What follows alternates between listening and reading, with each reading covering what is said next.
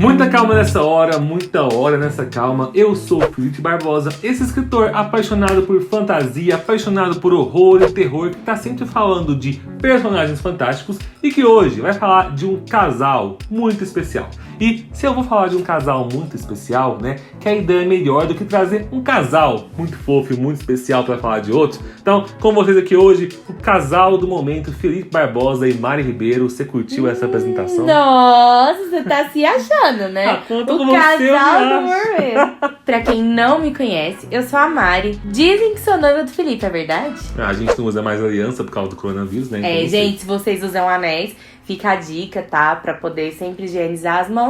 É melhor que eles fiquem guardados.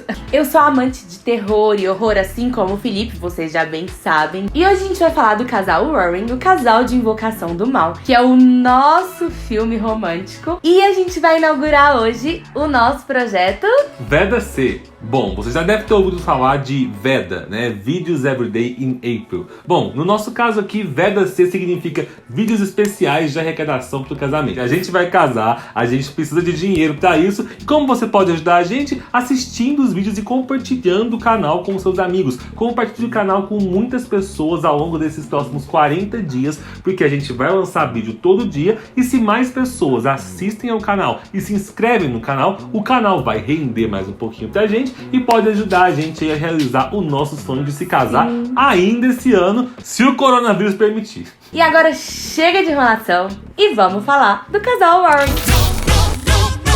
Vocês já sabem que aqui no quadro História Completa, geralmente o Felipe fala sobre ficção. Mas hoje nós vamos falar tanto de ficção quanto de realidade. Porque a gente sabe que os filmes 1 e 2 de Invocação do Mal e até o 3 são baseados em fatos reais. Fatos que o Ed e a Lorraine realmente viveram e investigaram. Vamos entender de onde vieram esses dois então. O Edward Warren nasceu no dia 7 de setembro de 1926 em Connecticut, nos Estados Unidos. Ele não era um cara que tinha muito contato com o sobrenatural, mas ele tinha certo interesse pelo assunto, porque quando ele era criança, ele morou numa casa ao longo de 7 anos, dos 5 anos aos 12 anos de idade, e ele acreditava que essa casa era mal assombrada, porque toda noite, às 3 da manhã, ele via uma bola de luz saindo de dentro do armário dele, se transformando numa senhora idosa, e ele morria de medo. Jesus amado. Depois disso, ele cresceu e ele disse que um dia ele ia estudar e buscar explicação para esse e outros fatos sobrenaturais que ele conhecia aí da vida. Ele se tornou um veterano da Marinha na Segunda Guerra Mundial, depois trabalhou por algum tempo como policial, até que por fim ele decidiu se tornar pintor e também virou um autodidata em assuntos relacionados à demonologia, ou seja, ele aprendeu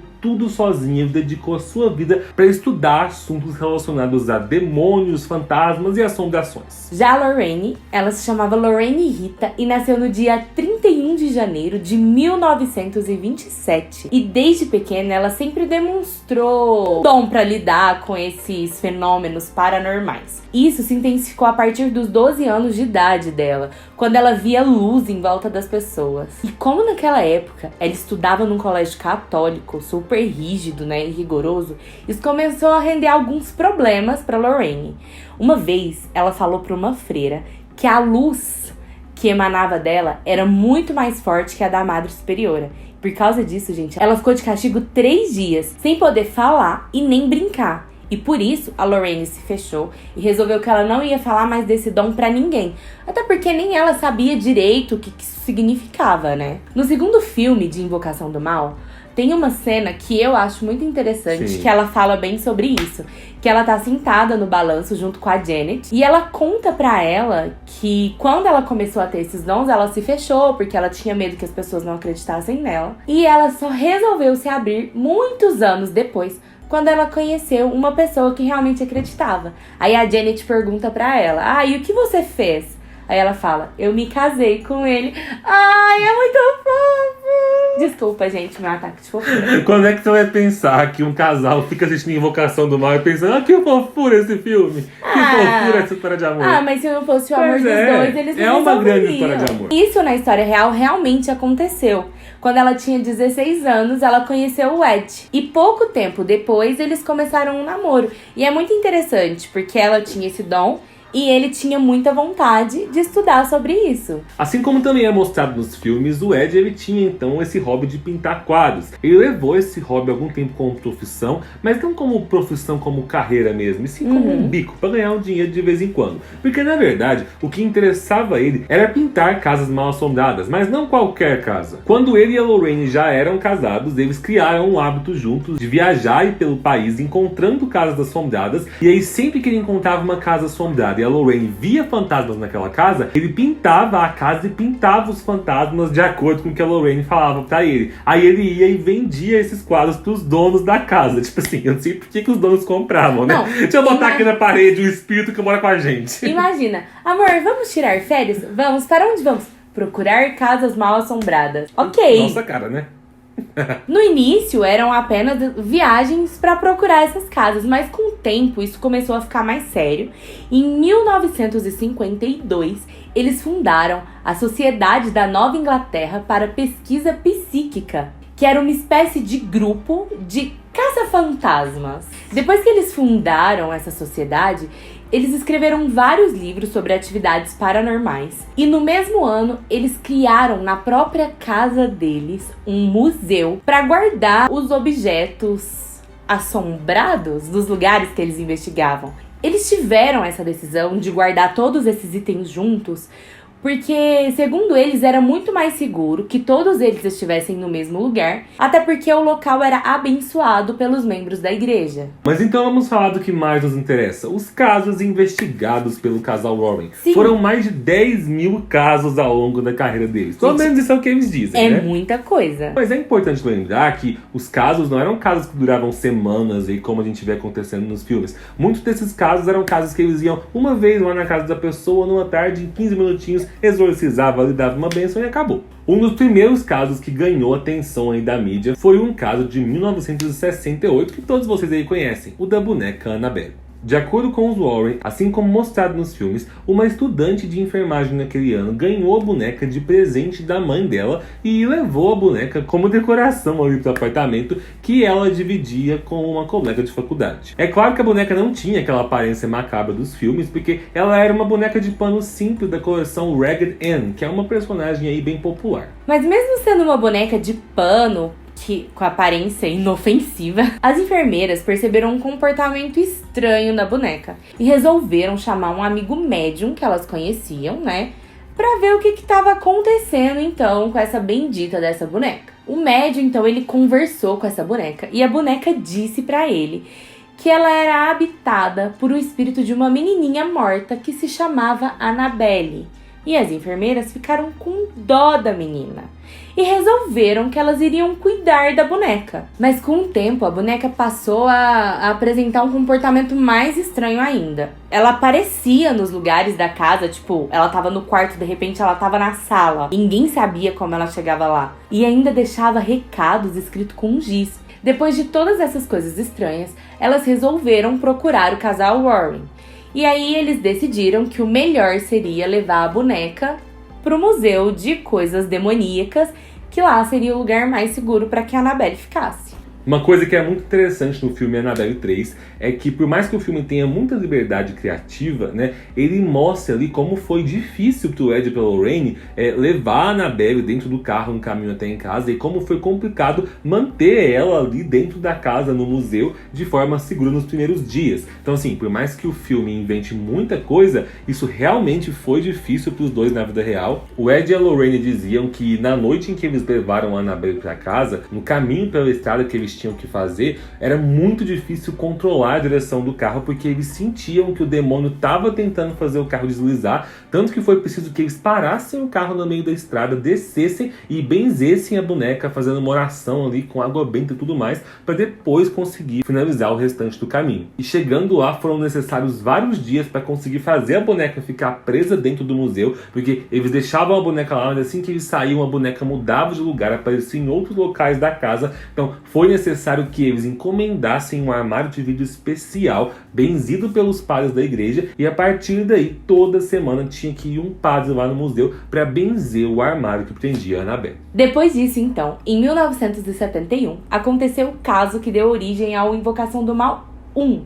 O caso da família Perron, quando Roger e Caroline Perron compraram uma casa e se mudaram para Harrisville. Essa casa, no século XIX, tinha sido habitada pela bruxa Bathsheba Sherman. Essa bruxa vendeu sua alma para o diabo e amaldiçoou aquelas terras para que todas as famílias que habitassem naquele local tivessem um fim trágico. De todos os filmes da saga Invocação do Mal, o primeiro foi o mais fiel à história original. Inclusive, a Lorraine, ela participou como consultora do filme na hora deles produzirem a história. Só que mesmo assim o filme não seguiu muito bem a realidade dos fatos, principalmente em relação ao final dele, que é completamente diferente da história real. Na história real, o Ed e a Lorraine Warren, eles realmente viveram uns dias ali com a família Perron, tentando expulsar as presenças malignas da casa, só que eles nunca conseguiram expulsar o espírito da bruxa Bathsheba, nem os outros espíritos que moravam ali naquela casa. Então tudo terminou com eles tendo que convencer a família Perron a se mudar ali da casa, porque a casa permaneceu sendo assombrada.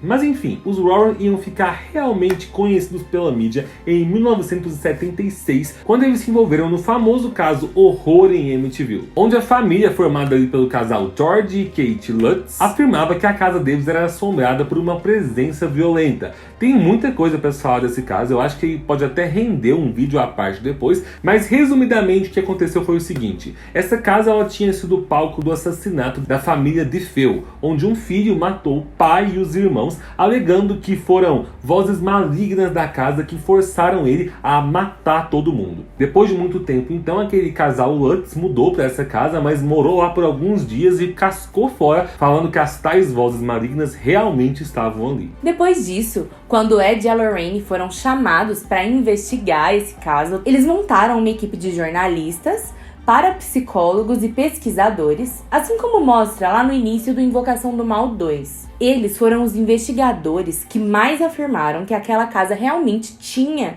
uma presença demoníaca.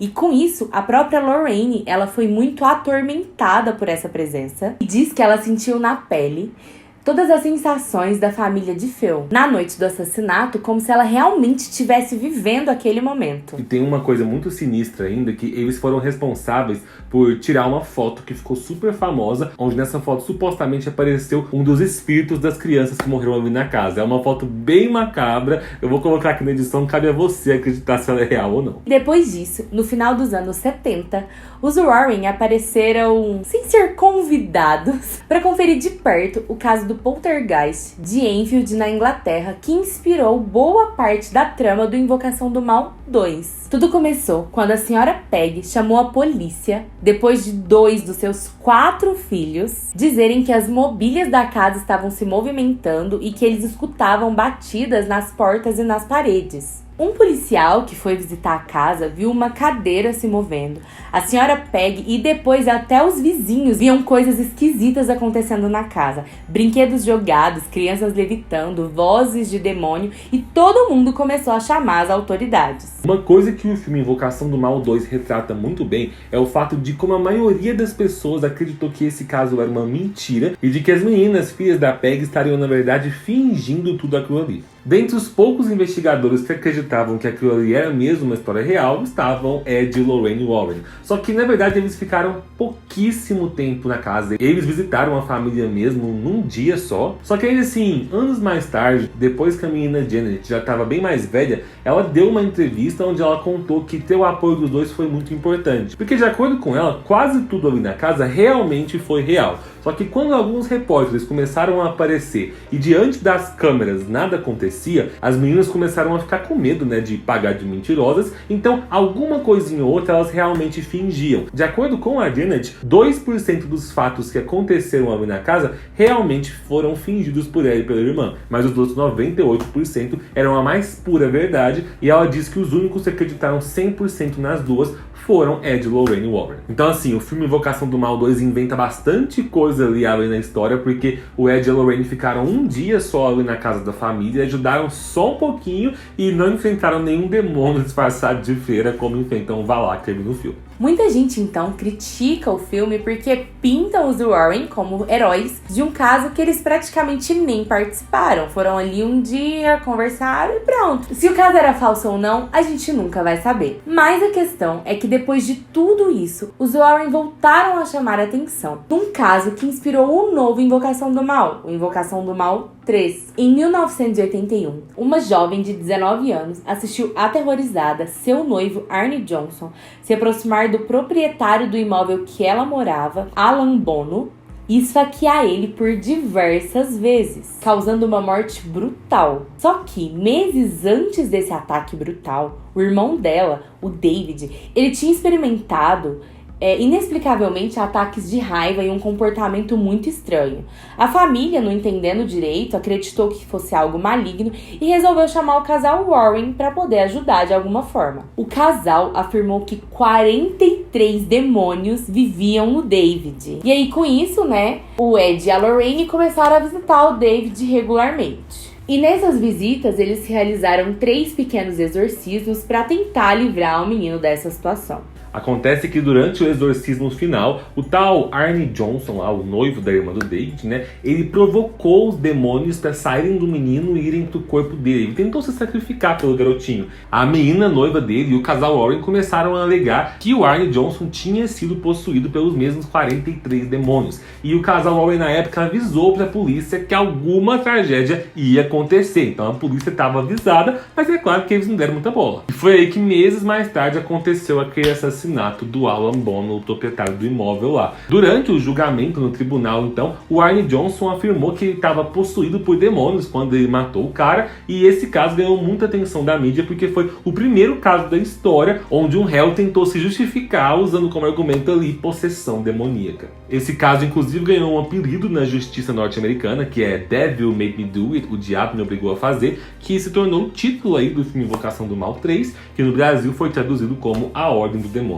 A partir disso, quanto mais os Warren ganhavam atenção, mais casos assustadores e bizarros apareciam para eles tentar solucionar. Um dos mais famosos desses casos foi o caso da família Smurl, que durou entre 1974 e 1989 na casa de Jack e Janet Smurl. Segundo eles presenciaram muitos ataques sobrenaturais, como cheiros esquisitos, sons, fogo nas paredes. E em 86, os Warren resolveram assumir o caso. E eles afirmaram que a casa estava sendo possuída por 3 espíritos e um demônio que abusou sexualmente tanto do Jack quanto da Janet. Outro caso muito famoso foi o do lobisomem de Southend. No final dos anos 80, o casal Warren cuidou de um caso de possessão demoníaca em que um carpinteiro chamado Bill Ramsey foi possuído por um demônio lobisomem. O que era isso? Era um demônio que entrava no corpo dele e fazia ele adquirir características semelhantes à de um lobisomem. Esse Bill Ramsey, então, dizia que o demônio fazia ele experimentar uma força tremenda, uma raiva tremenda e perca de memória também. E ele atacou e agrediu várias pessoas, culpando sempre o demônio pelas suas ações. A quantidade de casos investigados pelo casal foi o que mais rendeu para eles, no meio científico,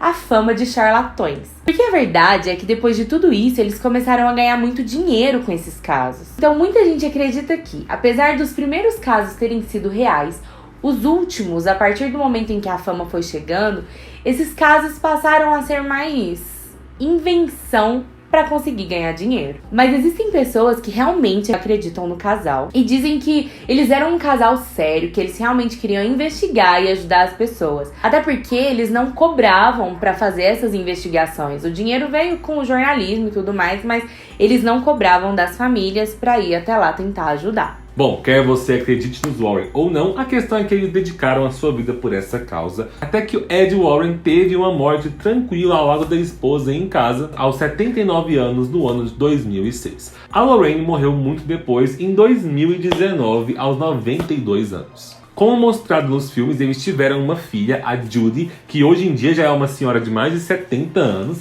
A Judy, ela sempre ajudou a administrar o museu da família, só que ela sempre quis manter certa distância, porque dizem que ela tem habilidades psíquicas assim como a mãe dela, então ela não gostava de se manter muito próxima daqueles objetos para não ter a chance de ser atormentada pelas presenças malignas. Então ela sempre deixou a administração do museu, mas por conta do marido dela e do filho. Bom, gente, essa é a história do casal Warren e independente de realidade ou não, se você acredita ou não, é sempre bom a gente guardar aqueles ensinamentos que os filmes nos trazem, que são bem legais, que a fé, independente daquilo que você acredita, pode te afastar de coisas ruins e que a gente sempre pode extrair alguma coisa de um bom filme de terror. É isso aí, gente. Junte-se a pessoa que você ama aí, vai exorcizar alguns demônios. Muito obrigado por terem assistido o vídeo até aqui. Ajuda a gente compartilhando aqui, indicando esse especial de vídeos todo dia. Segue as nossas redes sociais, que a gente tá levando muito conteúdo pra lá. O link dos nossos 2 Instagrams vai estar bem aqui embaixo. Muito obrigado, um beijão e tchau! Tchau!